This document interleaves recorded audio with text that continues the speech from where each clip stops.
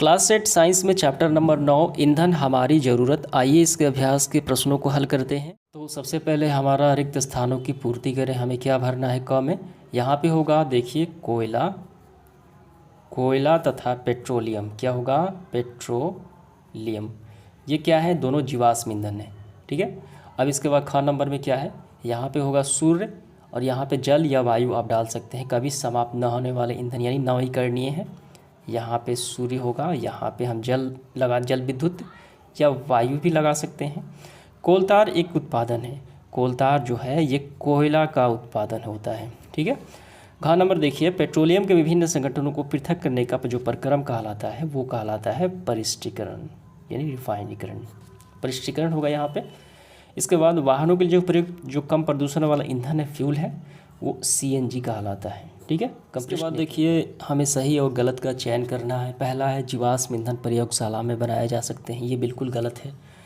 जो कई सालों लाखों वर्षों के बाद जब वनस्पतियाँ सड़ गल जाती है धरातल के नीचे, उससे जीवाश्म ईंधन का निर्माण होता है। पेट्रोलियम, कोयला ये जीवाश्म ईंधन है। ये किसी प्रयोगशाला में नहीं बना सकते हैं।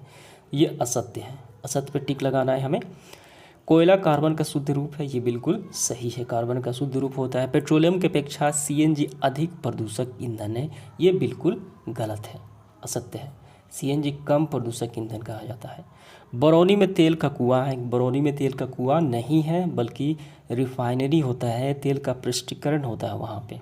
ठीक है। ये असत्य है। कोलतार विभिन्न पदार्थों का मिश्रण है। ये बिल्कुल सही है। ठीक है। अब इसके बाद देखिए क्वेश्चन आंसर आ गया हमारा। कोयला किस प्रकार बनता है? कोयले बनने की प्रोसेस हमें बताना है। ये जीवाश्म ईंधन कहा जाता है। तो इसका आंसर हम ऐसे करेंगे, काफ़ी आसान सवाल है। उच्च दाब, ठीक है, उच्च दाब और उच्च ताप पर पृथ्वी के भीतर मृत पेड़ पौधे धीरे धीरे कोयले में परिवर्तित हो गए, जो परिवर्तन की प्रक्रिया कार्बनीकरण कहा जाता है। ठीक है। कोयला वनस्पति के अवशेषों से बनाए थे, इसे जीवाश्म ईंधन भी कहा जाता है। तो क्या समझ में आया कैसे बना? तो पृथ्वी के अंदर लाखों वर्षों तक जब पेड़ पौधे जब सड़ गल जाते हैं, ठीक है, उसमें तो वो बन जाता है धीरे धीरे कोयला। तो ये हो गया कोयले बनने की प्रक्रिया। देखिए जीवाश्म ईंधन समाप्त होने वाले प्राकृतिक संसाधन है, क्यों?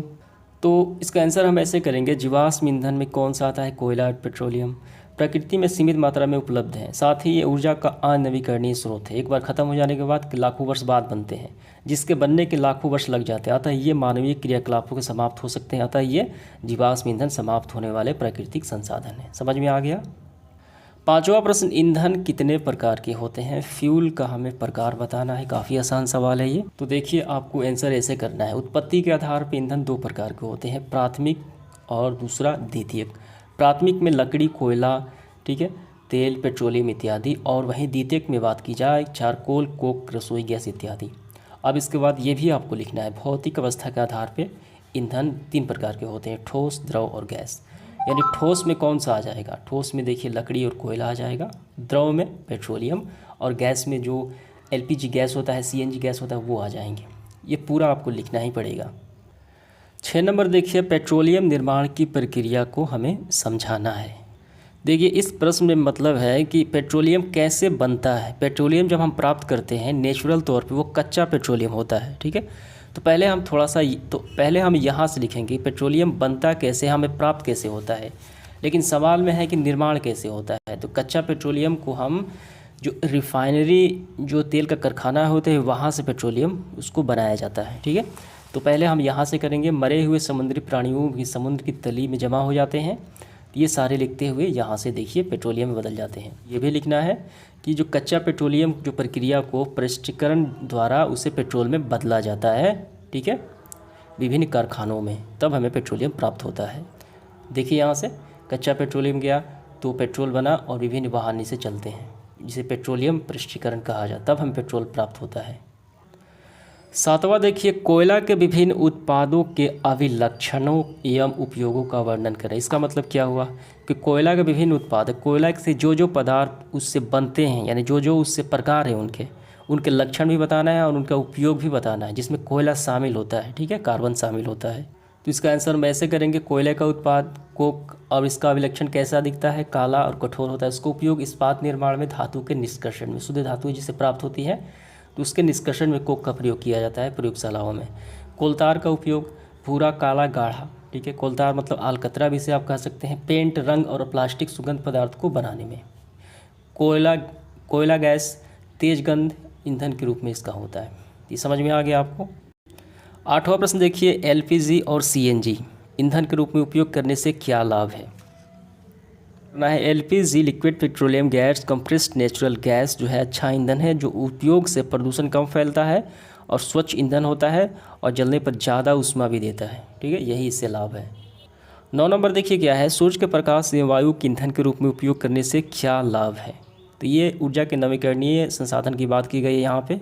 तो इसका आंसर हम ऐसे करेंगे, सूर्य का प्रकाश तथा वायु के ईंधन के रूप में अनेक लाभ हैं।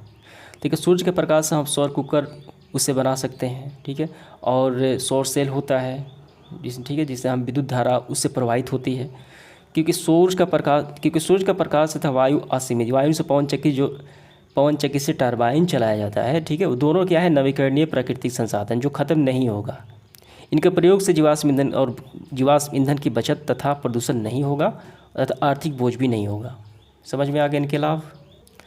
इस सेशन का आखिरी सवाल देखिए 10वां, भारत में तेल क्षेत्र कहाँ पाया जाता है। यानी भारत में तेल का उत्पादन, तेल का प्रसंस्करण, रिफाइनरी कहाँ होता है वो बताना है, और कहाँ पाए भी जाते हैं। तो हमें यहाँ से करना है, हमारे देश में तेल कहाँ प्राप्त किया। देखिए पहला है प्राप्त करने, पहला असम है, माहौर, कटिया, मुनराम, ठीक है, मोराम, और गुजरात में अंकेश्वर, और मुंबई में मुंबई हाई समुद्र तेल की जगह ये तेल पाए जाते हैं। तो समाप्त होता है आज का सेशन। उम्मीद करता हूँ सारे सवाल आपको समझ